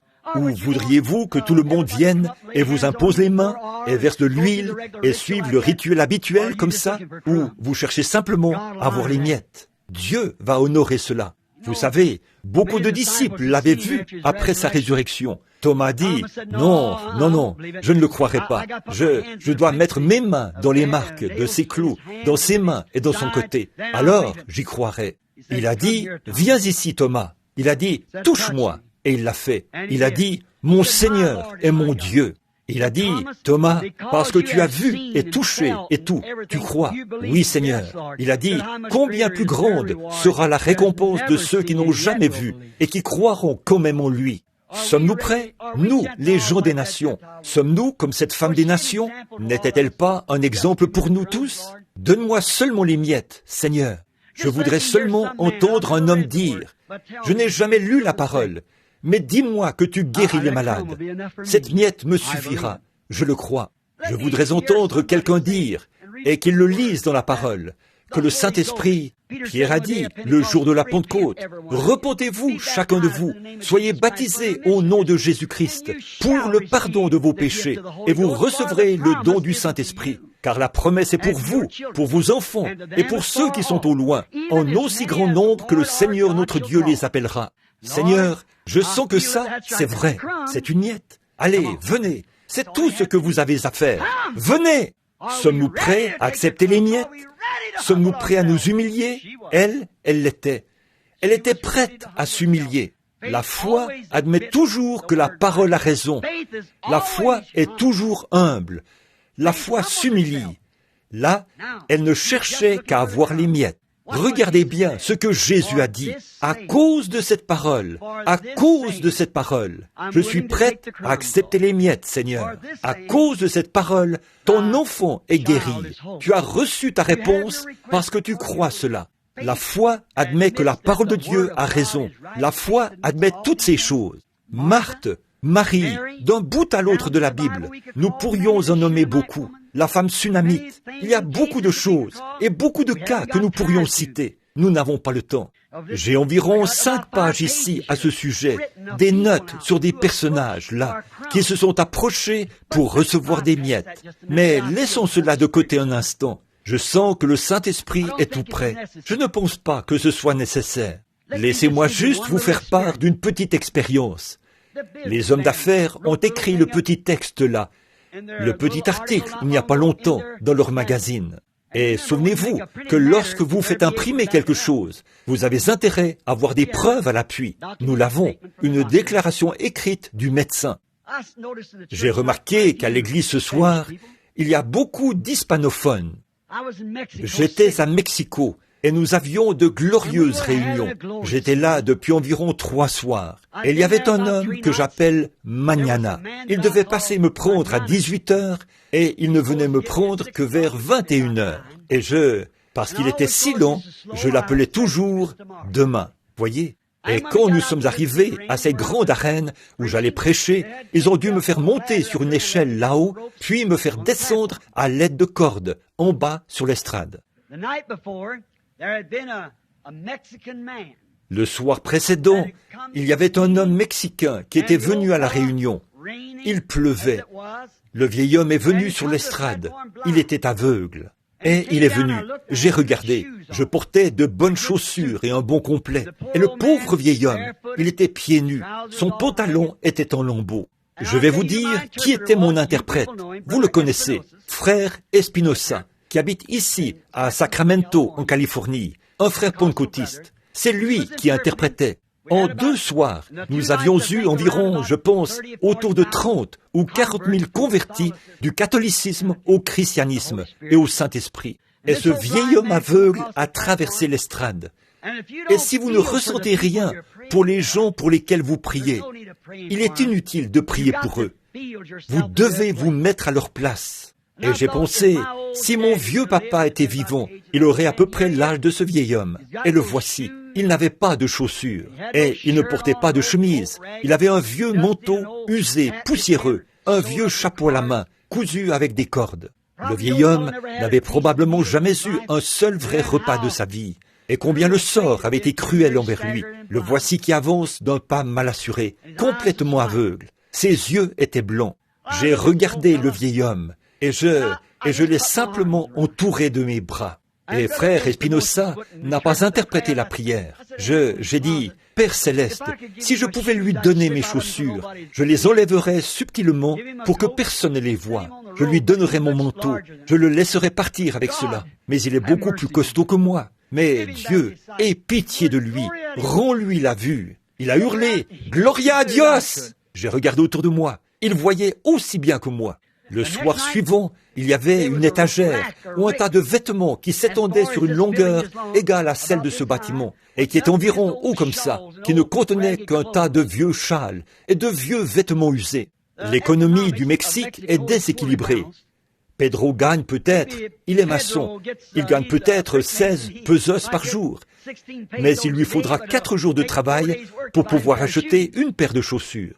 Mais il devra mettre de côté une partie de son salaire, plusieurs pesos, pour se payer un cierge qui brûlera pour ses péchés sur un autel d'or d'1 million de dollars. Voilà ce qui me met hors de moi. De voir ces gens précieux, ils arrivent là à 9h du matin, pas de siège pour s'asseoir. Ils s'appuyaient les uns contre les autres, comme des brebis dans un pâturage. Et il pleuvait. De voir ces femmes debout, l'eau qui coulait sur leurs cheveux, complètement trempés, attendre toute la journée, sous le soleil brûlant ou sous la pluie, rien que pour entendre la parole de Dieu. Oh, que feront-elles quand Phénix se lèvera avec elles, au jour du jugement, là où il y a de belles églises partout, et vous n'arrivez même pas à rassembler les gens là. Elle s'est tenue là, ou lui plutôt, ayant recouvré la vue. Quand je suis arrivé ce soir-là, il pleuvait très fort. Frère Jack Moore, beaucoup d'entre vous le connaissent. Frère Espinosa et plusieurs des frères étaient sur l'estrade.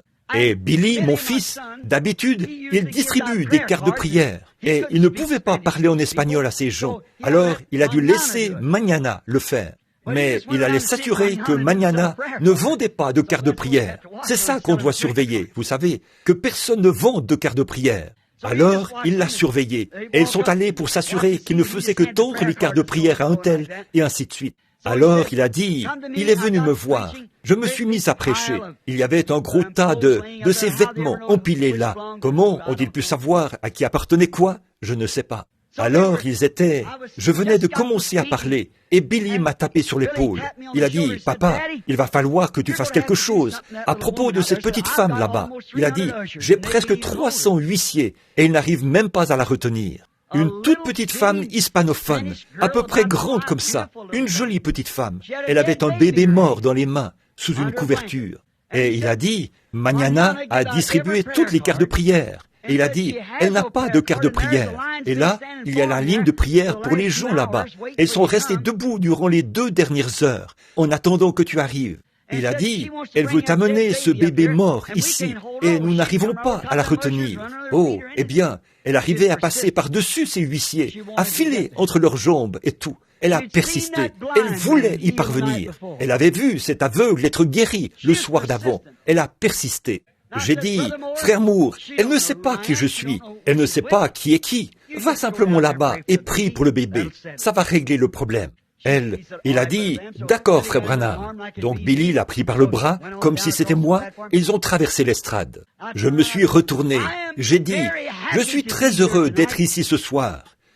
Et les réunions ne sont pas quelque chose de nouveau pour vous qui êtes ici à Phoenix. Là, devant moi, j'ai vu un petit bébé mexicain, sans dents, qui riait, dans une vision, juste là. J'ai dit, attends une minute, frère Espinosa, va au... Qu'est-ce qu'il y a? J'ai dit, va au micro. J'ai dit, dis-lui de venir ici. Il a dit, papa, Billy a dit, tu ne peux pas la faire passer avant tous ces gens qui ont ces cartes de prière? J'ai dit, amène-la ici, je viens de voir une vision. Alors, il l'a appelée. Et ils sont revenus. La voilà qui arrive, avec une couverture dans les mains, comme ceci. Et un petit bébé s'y trouvait. Il était mort depuis tôt ce matin-là. Il était mort de pneumonie. Un tout petit bout de chou, à peu près long comme ça. Et la voilà qui arrive. Les larmes coulaient sur ses joues. Ses petits yeux noirs. Ses cheveux pondaient. Une petite dame très charmante. Elle a couru vers l'estrade, s'est mise à genoux et s'est mise à pleurer. Padré, j'ai dit, levez-vous un instant. J'ai pensé, Seigneur, et si ce n'était pas ça, et si ce n'était pas ça, je ne sais pas. J'ai simplement vu un petit bébé mexicain, tout petit, sans dents, ses petites gencives. Il me souriait, il était juste là. Et elle pleurait. J'ai posé ma main sur la couverture mouillée. Il pleuvait à ce moment-là. J'ai dit, Père Céleste, cette petite femme, il n'y a aucun doute dans mon esprit que tu es en train de lui répondre. J'ai dit, j'ai vu la vision, que tu sais être vrai, d'un petit bébé. J'accepte seulement par la foi qu'il s'agit de ce bébé. Je ne connais pas la femme, ni le bébé, mais il y a quelque chose. Tu travailles des 2 côtés. Je lui ai imposé les mains, et à ce moment-là, il s'est mis à gigoter et à crier de toutes ses forces. La mère a retiré la couverture, et voilà, il était vivant dans ses bras. J'ai dit, frère Espinosa, ne prends pas ça en note, mais on voit quelqu'un de bien, quelqu'un de loyal. Et elle racontait cela au Mexicain, que le médecin avait déclaré que son bébé était mort de pneumonie ce matin-là, vers 8 ou 9 heures. Et là, il était passé 22 heures ce soir-là. Et j'ai dit, envoie quelqu'un et obtient une déclaration écrite du médecin qui l'a déclaré mort. Et le médecin mexicain a rempli une déclaration et l'a signée. J'ai attesté la mort de ce bébé. Il ne respirait plus ni rien. Dans mon bureau, ce matin, à 9 heures. Et là, il était 22 heures ce soir-là. Et le lendemain matin, le bébé était dans le cabinet du médecin pour un examen. Tout est redevenu normal. Pourquoi? Parce que la petite femme a persisté. La foi ne connaît pas la défaite. Si 5000 personnes se tiennent là, à cet endroit, rien ne peut remplacer cela. Son église pouvait la rejeter. Ses voisins pouvaient se moquer, mais un Dieu qui pouvait ouvrir les yeux d'un homme aveugle le soir d'avant pouvait ressusciter son bébé, parce qu'il est le même Dieu hier, aujourd'hui et éternellement. Et si ce groupe de gens, ici, ce soir, des chercheurs de miettes, si c'est ce que vous êtes, le Dieu même qui vous a amené ici, qui a su vous conduire dans un endroit comme celui-ci, le Dieu qui vous a sauvé, le Dieu qui a su vous remplir du Saint-Esprit, ce même Dieu peut effacer toute trace de maladie, de chagrin, ou quelle que soit la chose que vous avez dans votre cœur ce soir, pourvu que vous le croyez. Persistez, persévérez, tendez maintenant la main et saisissez cette petite miette de foi. Dites, Seigneur, je te remercie pour cela. Me voici. Demain, le voisin dira, tu n'es pas guéri. Dites, oh, bien au contraire, je suis guéri, je suis guéri. Hier soir, j'ai trouvé une miette, là-bas, à l'église Foursquare. Quelque chose s'est ancré au-dedans de moi. Plus rien ne va m'arrêter. Je l'ai en ma possession. Courbons la tête un instant. Avez-vous besoin d'une miette ce soir?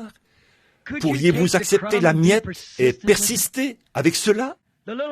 La petite miette de foi qui est venue à une petite femme grecque des nations. Elle n'avait jamais vu un miracle de sa vie, une païenne idolâtre. Mais elle avait entendu dire que cela avait été accompli pour quelqu'un d'autre. Elle ne l'avait jamais vu, mais elle l'a cru. Et malgré toutes les déceptions qu'elle a eues, elle s'est fondée sur quelque chose dans son cœur qui lui disait que son enfant pouvait être guéri. Vous savez, quand elle est rentrée chez elle, elle a trouvé sa fille couchée sur un lit. La maladie l'avait quittée.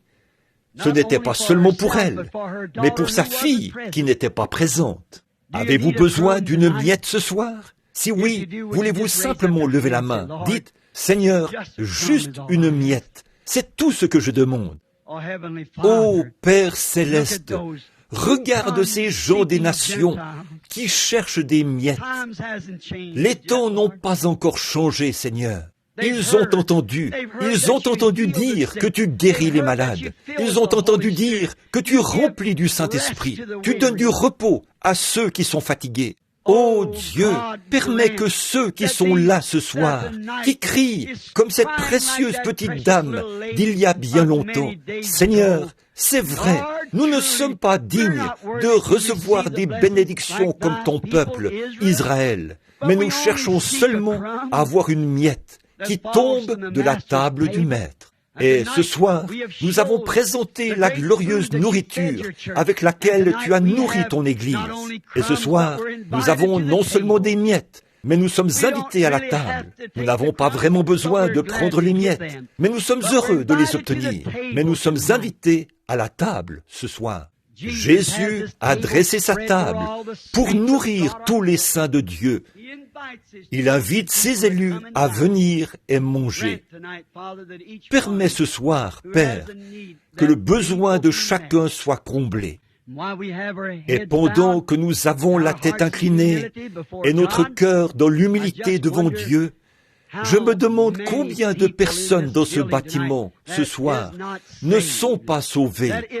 Si Jésus venait et que le monde arrivait à sa fin ce soir, et vous êtes prêts à prendre la petite miette de foi qui a été placée dans votre cœur et approcher de la table ce soir et présenter votre petite miette de foi devant Dieu. Si vous voulez le faire, voudriez-vous vous lever et venir ici et nous laisser prier pour vous ici, à l'autel?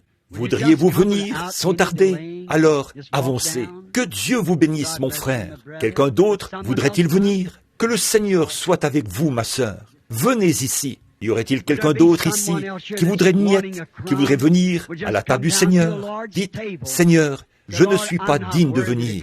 Je suis un chien. Je suis juste, je ne suis pas digne. Pas plus que cette femme ne l'était, mais je viens seulement pour une miette.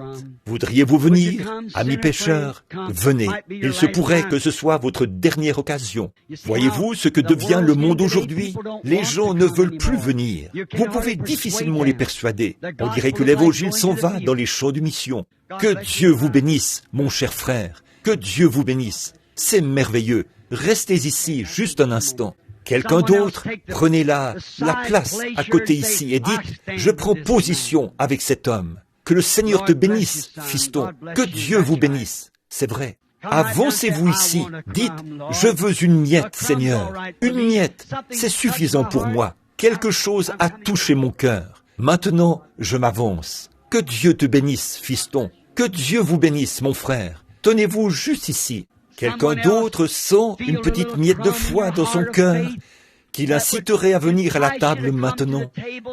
Voudriez-vous vous avancer aux côtés de ces 4 jeunes hommes qui sont ici, qui attendent? J'ai prêché au sujet d'une femme ce soir, et ce sont des hommes qui s'avancent. Qu'en est-il, ma sœur? Ne voulez-vous pas venir, vous aussi, pour la miette? Avez-vous ce petit peu de foi qui vous dit que vous avez tort? Vous dites, eh bien, je ne sais pas ce qu'est une miette, frère Branham. La miette, c'est ce qui est maintenant dans votre cœur, qui vous dit que vous avez tort, que vous devriez vous repentir. Venez, ne voulez-vous pas venir? Levez-vous et venez doucement, rapidement, à la fontaine remplie de sang. Ne voulez-vous pas vous avancer? J'ai tort, frère. Priez pour moi. Avancez-vous. Que Dieu vous bénisse, frère. Que Dieu vous bénisse. Quelqu'un d'autre? Je veux seulement une miette, Seigneur. Cette petite miette dans mon cœur. Je viens maintenant pour la présenter. Voulez-vous venir? Maintenant, y a-t-il quelqu'un ici qui est rétrograde, qui s'est éloigné, et vous aimeriez vous avancer? Voulez-vous venir maintenant? Ceux qui n'ont pas le Saint-Esprit. Vous n'avez pas reçu le Saint-Esprit.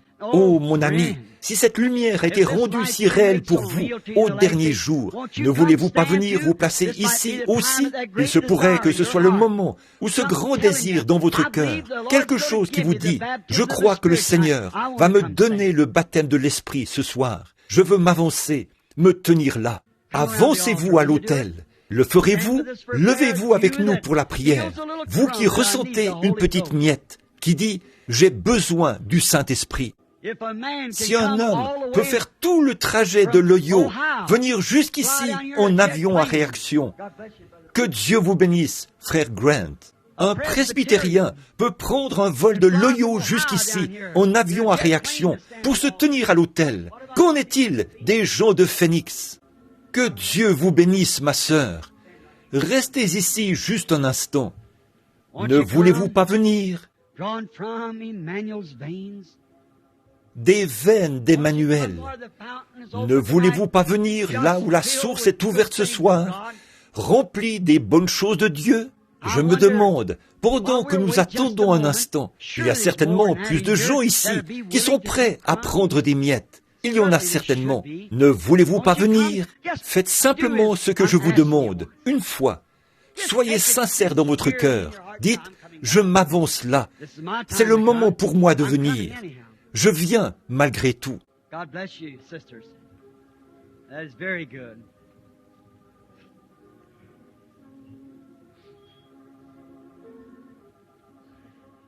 Que Dieu vous bénisse, sœur. C'est très bien. Nous attendons maintenant, patiemment, que vous veniez. Courbons la tête maintenant, alors que nous attendons, et chantons ce cantique de l'Église. There is a fountain filled with blood from Emmanuel. Ne voulez-vous pas venir maintenant? Ne voulez-vous pas prendre votre miette et venir?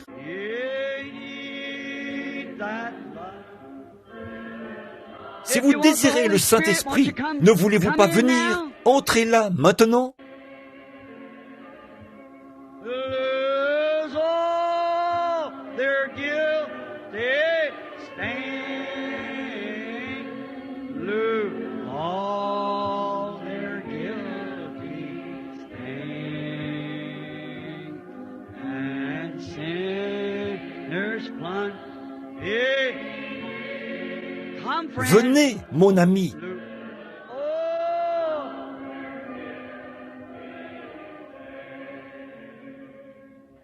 The dying thief, joy.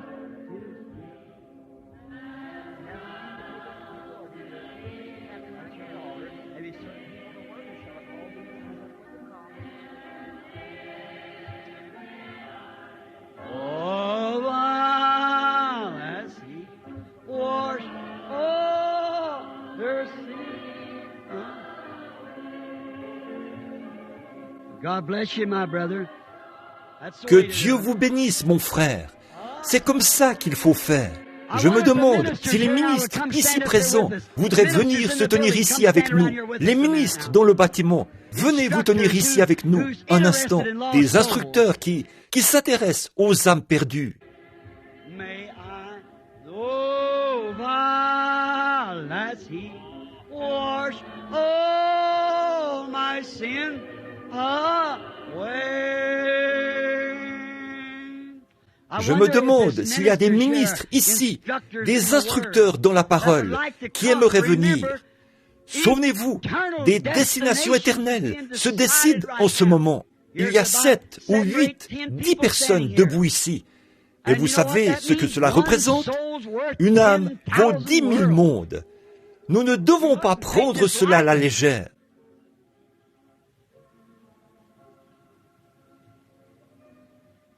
Maintenant, vous qui êtes malade et qui voulez qu'on prie la prière de la foi pour vous, voudriez-vous simplement vous lever là où vous êtes? Vous qui êtes malade et dans le besoin, c'est bien.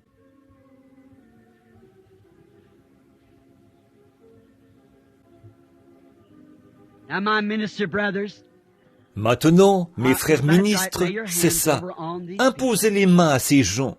Vous, les gens malades, tenez-vous assez près les uns des autres, afin que vous puissiez poser vos mains les uns sur les autres. Or, la Bible dit, à vous qui êtes malades, voici les signes qui accompagneront ceux qui auront cru. Vous devez être un croyant, sinon vous ne seriez pas debout. S'ils imposent les mains aux malades, ils seront guéris. Vous savez que c'est vrai. Ce sont les Écritures qui ne peuvent pas faillir. Et à ces pénitents qui viennent à l'autel, mes frères et sœurs, qui viennent à l'autel ce soir, des êtres mortels qui savent qu'ils devront un jour se retrouver devant Dieu.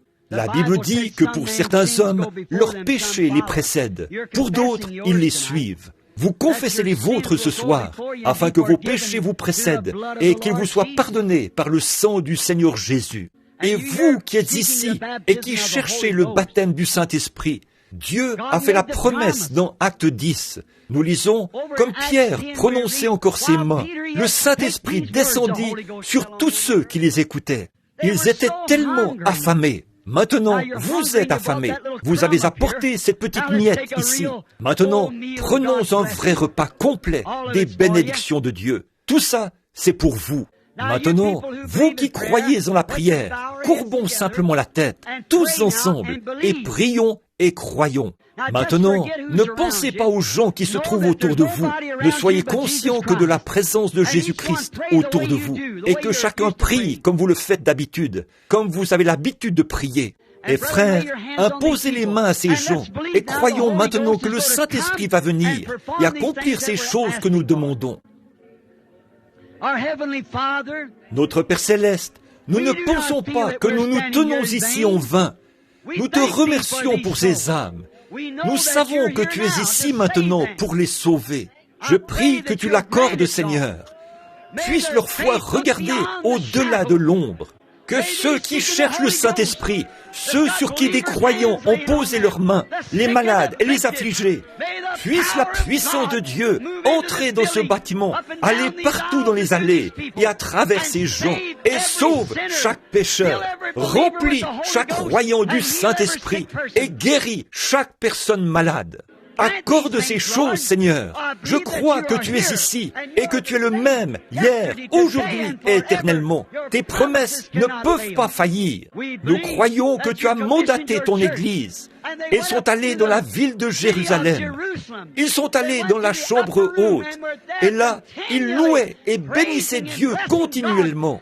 Et tout à coup, il vint du ciel un bruit comme celui d'un vent impétueux. Et il remplit toute la maison où ils étaient rassemblés. Tu es le même et tu es capable de faire la même chose.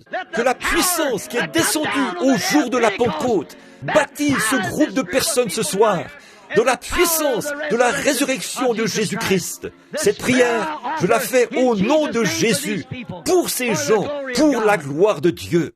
Levez vos mains maintenant. La prière de la foi a été offerte. La prière de la foi du pardon.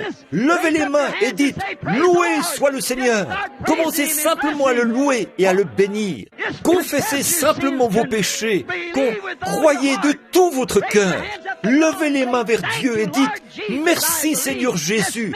Je crois en cet instant même que tu me donnes l'Esprit du Seigneur, que tu m'as baptisé du Saint-Esprit et que tu me donnes les bénédictions. Très bien, sœur, venez.